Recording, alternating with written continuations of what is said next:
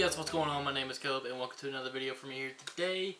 It's been a while since I've been recording videos. I tried to record this episode sometime last week, but my camera died on me and I didn't have any batteries this time, so yeah, just kind of didn't do anything last week at all. But today we're going to be looking at top 10 worst parents in anime, so this should be an interesting video. After we've done best mothers and best fathers, it's going to be interesting to see who's the worst. Now, I've already seen, I think, about half of this list, so if my reaction doesn't seem as genuine for the first half of this video, it's pretty much because I've seen the first 5 nominations, or 10 through 6. So, yeah.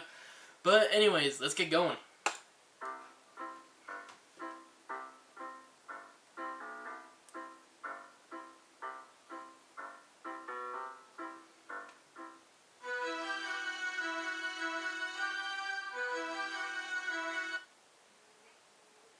Really?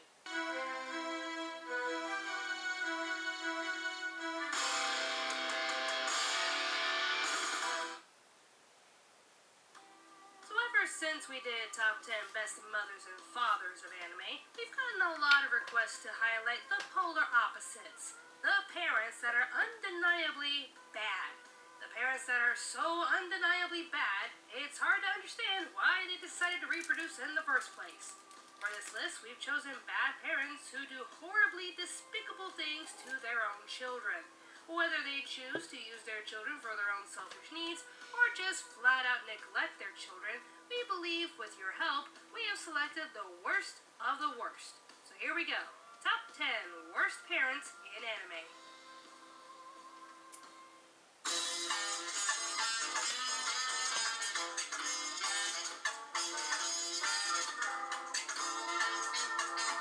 Number 10. Genma Saotome from Ranma half.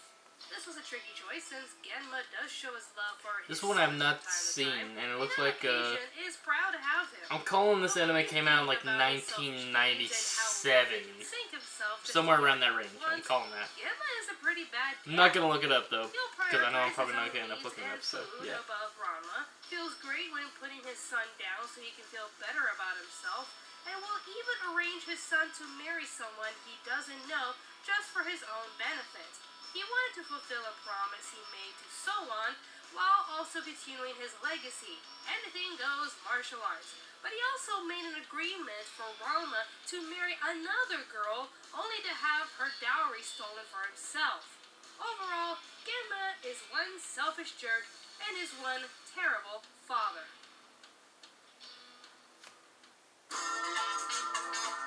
Number 9. Yomi from Assassination Classroom. Once again, I had trouble choosing this one since I had to choose between either the principal or this psychic. Now, I've watched like maybe 2 or 3 episodes of this, and yeah, we made the right it seems like if I have the time and everything, I can watch this. I don't particularly have the need to want to watch this, but I mean, if I have the time and I have nothing else to watch or anything, I'll probably go with this. Just so she can live out her hopes and dreams through her child. To her dismay, she ended up having a son, but that wasn't going to stop her from having fun. She forces Nagisa to grow out his hair so she can brush his hair as if he was a girl. Yeah, controls everything he does, and will even force him to wear dresses. You would think anyone who's put through these stressful situations would retaliate, right? Well, if Nagisa ever denies or disobeys his mother, well, just watch. Yeah.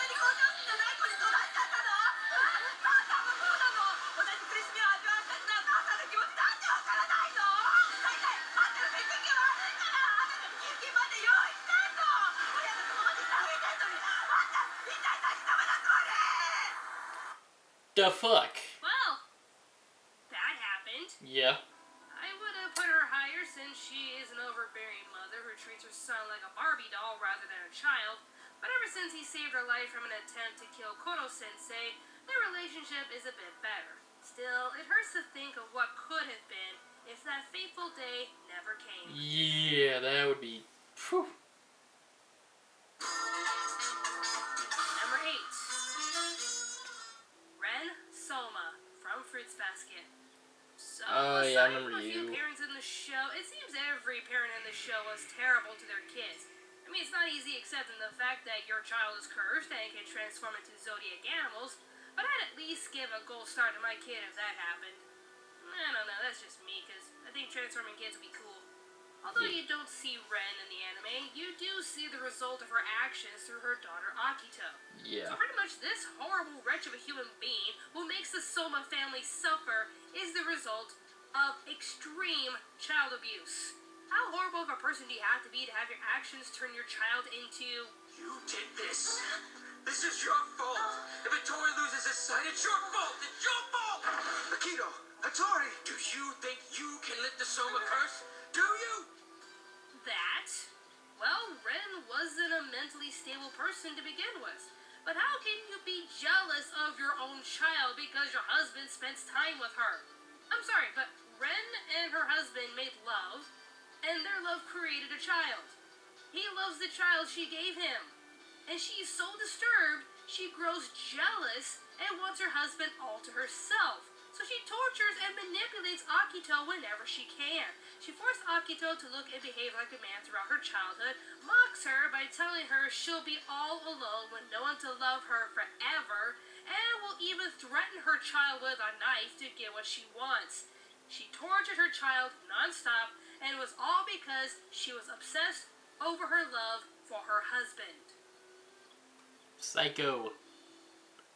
Fucking psycho. Number 7. Charles and Marion v. Britannia from Code Geass. I am going to try my hardest to explain this, but even I don't know how to explain the bullshit that went down.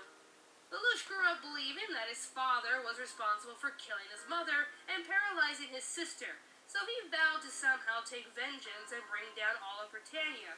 Once Lelouch was able to possess Geass, the rest was history. In Season 2, just when Lelouch thought he had control of the situation, Charles arrives in Area 11 and confronts Lelouch along with Marion, who's still alive. Strap yourselves in, ladies and gentlemen, for another episode of The Bullshit Zone.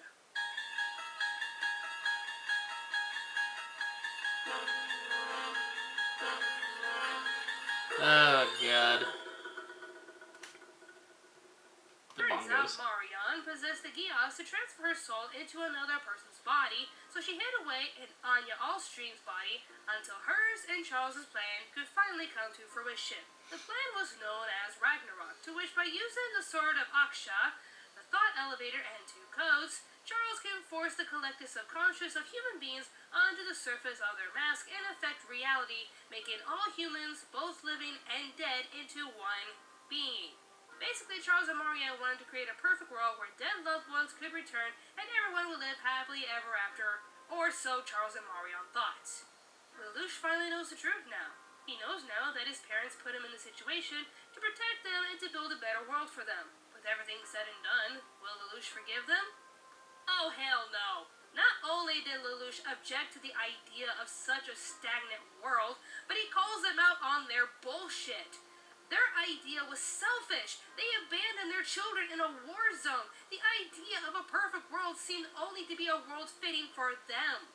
Using his Geass, Lelouch made the gods of the world return to reality, thus putting an end to both Charles and Marion. They always said the pathway to hell is paved with good intentions, and this couple clearly proved that to be true. Yeah. Number 6. Medusa Gorgon from Soul Eater. A witch who loves to experiment on everything and anyone, especially her own child. Medusa swears to awaken the Kishi to awaken the world from its stagnant peace, so she gives birth to only turn her child Krona into a demon weapon. In order to do so, Medusa would submit Krona through abusive means of Medusa torture, fucked and would Krona even lock up, her child dude. in a dark room for many She days as fucked punishment. him or her. It's hard to even say whether We've or never not fully Medusa determined loved like her child, but I would the say gender. It's more of a conditional relationship. So Medusa could only love Krona if they became the perfect weapon she wanted them to be. If not, Medusa would toss them aside and wouldn't even care if they were dead. Pronouns! Because we really don't know Krona's gender. yeah. Wonder if even Medusa remembers. Or even cares. Nah, Because in the I end, doubt she even cares, Medusa honestly. is But one Krona was heartless fucked up, and mother. yeah, without a doubt. Number 5. Somehow, I keep having to talk about this unworthy father. Here we go again. Shou Tucker from Full Metal Alchemist.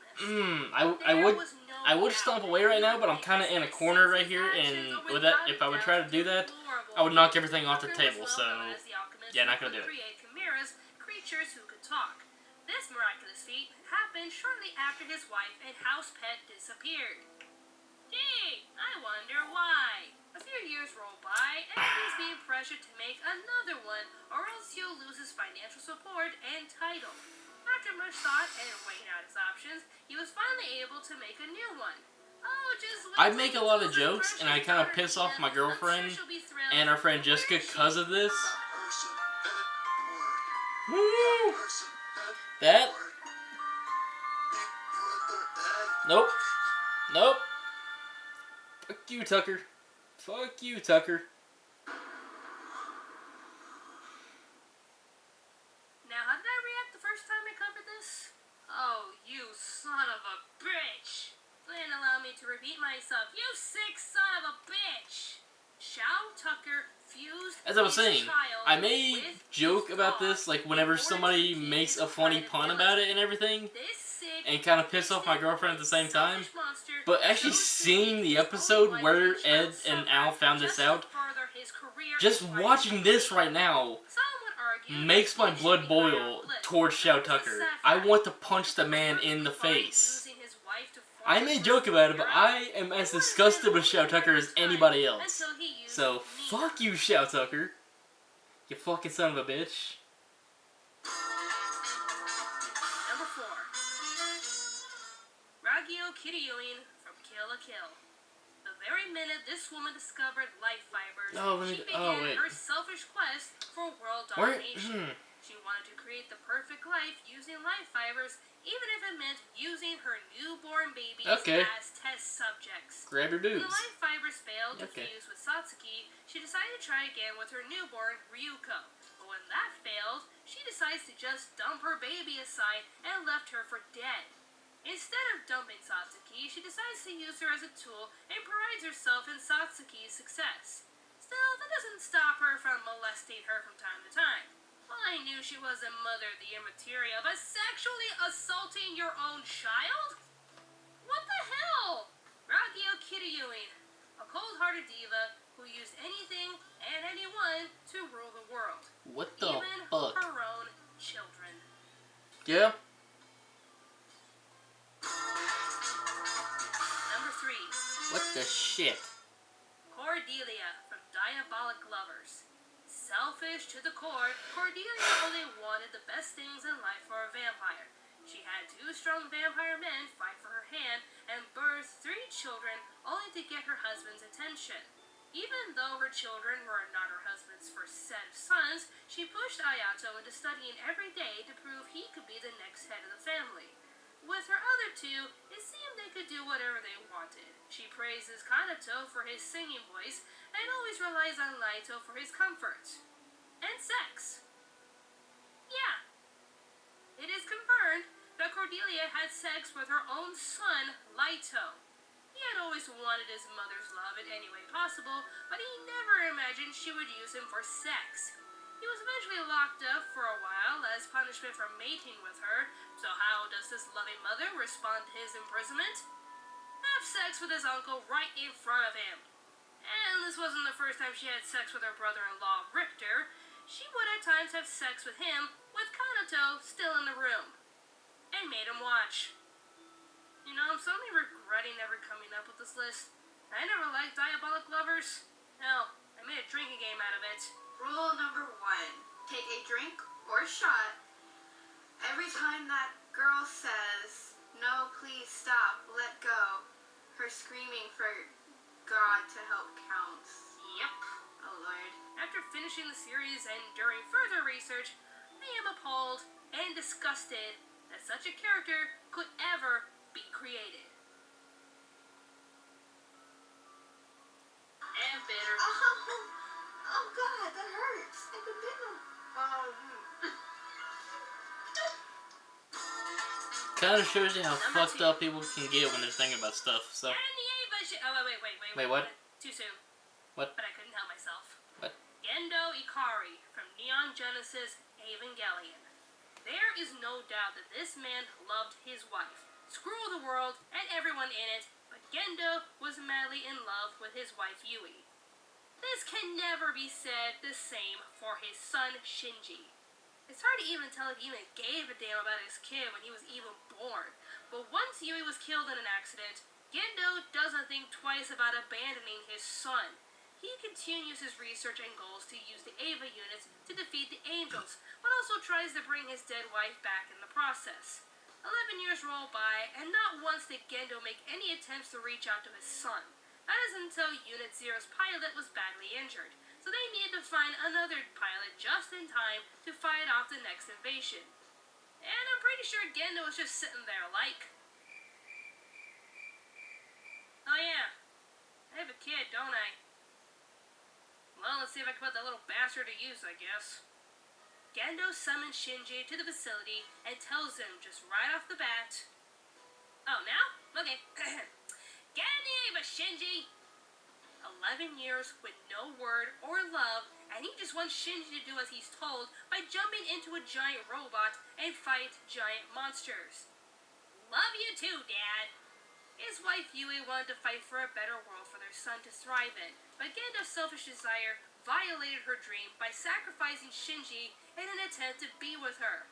This really isn't a surprise to anime fans, as Gendo is known as the most infamous father in all of anime, but in the end, it's just sad to see a father treat his own child like this. Yeah, that dad was a douche. And the number one That was a worst lot of sets honorable parents mentions. in anime are... This was hard to choose since there were a lot of very bad parents. In the end, I felt the need to highlight this one couple in particular. This may be from a very well-known comedy, and they were only in one episode, but this couple's actions really make my blood boil. Shun Aasaki and his wife from Hayate the Combat Butler. Now you're probably asking me, what could be worse than torture, abandonment, neglect, and rape? Well, Hayate was born in poor living circumstances. In order to survive and help pay for the bills, he works in many different jobs and even has to lie about his age in order to get higher paying jobs. Well, he sounds like a loving son since he works hard to help his hard-working parents. Hard-working parents. No, that's not the case. Shun and his wife refuse to work. They'd rather spend their days splurging and gambling their money away, and if they get their hands on his hard-working money, they will spend it away. These inexcusable parents have no problem whatsoever using their son and spending away his hard-earned money. Okay. They're practically spending child slavery cash for their own selfish greed. And all because they never want to work a single job in their life. Well then. Well, at least they're not completely heartless. I mean, look, they're kind enough to give him something for Christmas. There's the first time for everything, you know. And I owe you for 156,804,000 yen? Debt. His very first Christmas present from his own parents is their debt. They borrowed over 150 million yen from the mafia, and they expect him to pay for it. They pretty much accumulated so much debt that they had no problem whatsoever selling their own son to the mafia, for which they plan to do unspeakable things to their child. They used their son, neglected him, and left him for dead just so they can live their lives blissfully as they run away from any sort of responsibility. I know this is played up for comedy, but these two characters make me sick. Their own child sacrificed everything to make sure they survive, and this is how they repay him? For abandoning reality while their own son suffers for their own selfish deeds, Shun and his wife are without a doubt the worst parents in all of anime. The fuck? Jesus Christ. Thank you so much for watching. If you wish to help us with future videos, like us on Facebook Okay, and Twitter, and send us your suggestions. suggestions. More awesome Yeah, videos on the way, so you. stay tuned to Anime America. Yeah.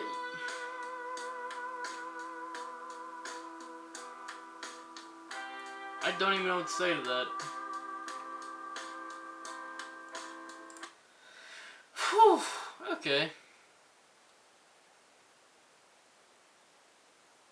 Yeah, I don't even know what to say to that. I'm practically kind of just pissed off now. I know it's not real, but the fact that that was the, that's kind of bullshit, honestly. Mostly just because I think the reason why I'm getting so pissed off at this is because I know that there are parents out there like that will, as soon as their kid even starts getting the job, will just take all their money that they have earned and everything and use it for themselves and everything. So yeah, but anyways, before I punch through this monitor and everything, because I'm not gonna punch through it. I'll probably punch through the wall right here. I don't even know there's a stud right there. I don't know. But anyways, hope you guys enjoyed this video. If you did, hit that like button down there. Comment if you guys got any more top 10 videos you want me to react to. I will try to get to, I can't even remember. I need to actually go through all my comments and make a list of all the ones that I have and have not done. And then just go from there. But, yeah. Subscribe if you guys are not subscribed for more of all these videos on my channel. And until next time, I will see you guys later.